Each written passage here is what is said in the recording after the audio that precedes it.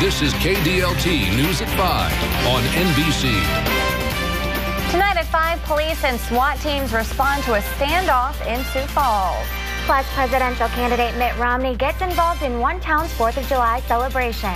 But first, 4th of July festivities are underway, and we'll take you to what's happening around the Sioux Empire.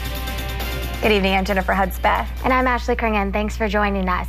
Today is America's 236th birthday. And even though we're under a heat advisory, residents of Sioux Falls and the surrounding areas are celebrating.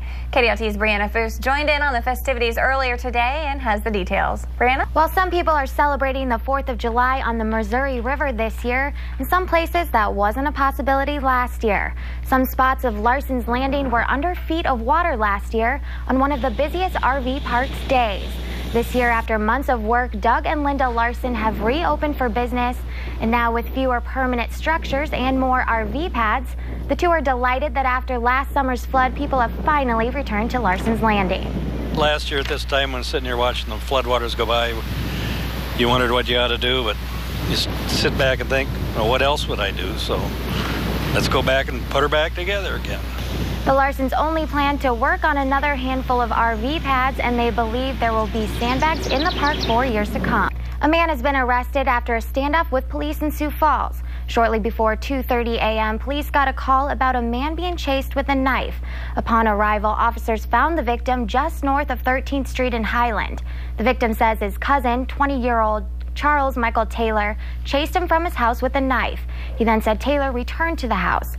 Police tried to get Taylor out of the home but were not successful.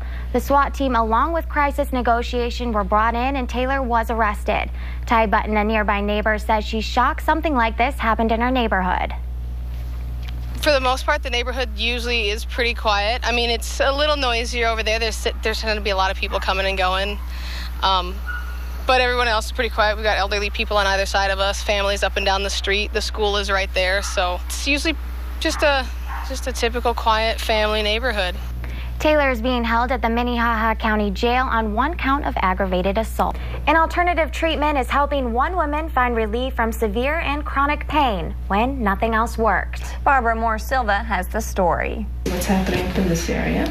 Welcome back. They say every dog has its day, and one little pooch certainly has quite a tale. He spent an hour Tuesday in a full-out rush hour run. Dick Johnson has a story. He is dog-tired now, and rightfully so. Welcome back. A 38-year tradition continues in Gatlinburg, Tennessee. The city hosted their parade known as the First in the Nation at midnight last night. Thousands of spectators staked out spots early Tuesday afternoon. Groups from all over the country and beyond took part in the parade, including a teen band from Ontario, Canada. Several members of the legendary World War II fighter pilots, the Tuskegee Airmen, were the grand marshals of the parade. City officials say more than 100,000 people watched the midnight parade. Well, that's kind of fun to be the first in the nation to start celebrating the 4th of July. Yeah, seriously. We should celebrate our parades at midnight with the heat out there. Yeah, it's still going to be hot even at night. I mean, the heat has been so hot today that overnight the temperatures really have a hard time rebounding from the day. So